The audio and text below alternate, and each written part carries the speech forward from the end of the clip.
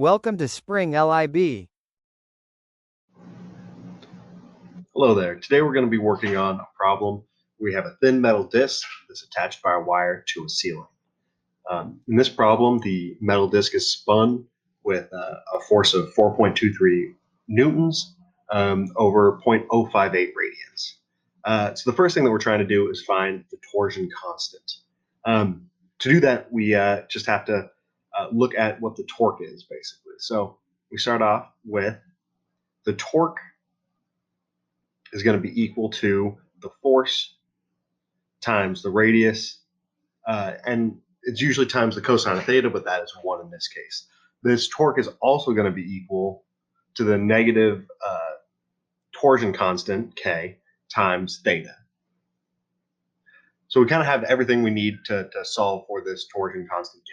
We have the force of 4.23 newtons, the radius of 0.12 meters, and the theta of 0.058 radians. So when we solve for the torsion constant, we get kappa is going to be equal to 8.75. If we look at the units, that's going to be Newton meters per radian. All right, so that's a pretty easy place to start. If we look at part B, we're looking for the frequency and period of torsional oscillations. So what we're going to get from this one is we're going to look at the equation for the frequency of these oscillations. So the equation for the frequency is going to be 1 over 2 pi times the square root of kappa over I. This is the kappa that we solved for earlier, and this I, this 1/2 mr squared, is going to be the moment of inertia for a thin metal disc. There's no need to do parallel axis theorem because it's still spinning about its center of mass. So if we put this all in, we get this is going to be equal to 1 over 2 pi times the square root of our kappa divided by 1/2 mr squared.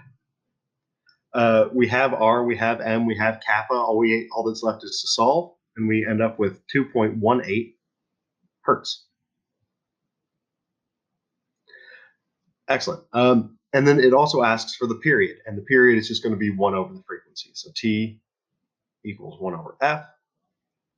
And from that, we're going to get 0.46 seconds. And if we move on to part C. Part C, we're asked about the equation of motion. So we have a nice expression for the equation of motion in the textbook, which is going to be theta equals capital theta times the cosine of omega t plus phi. This capital phi can be really hard to distinguish from the lowercase phi, which is why I add on the extra little flares on the side. So we're going to say that we know what the amplitude is. That's the capital phi is the amplitude, and that's at 0.058 radians. Omega is something that we solved for in part B. We found the frequency, and omega is the angular frequency, which is just multiplying by 2 pi.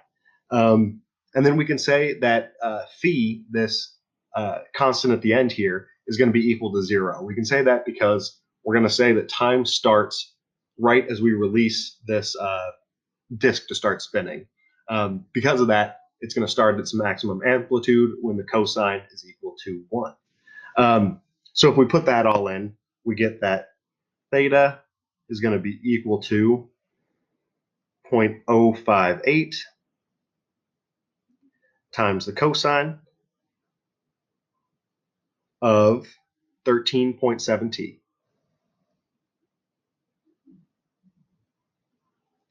And that's how you do this whole problem about angular simple harmonic motion. I hope this helped. Thank you.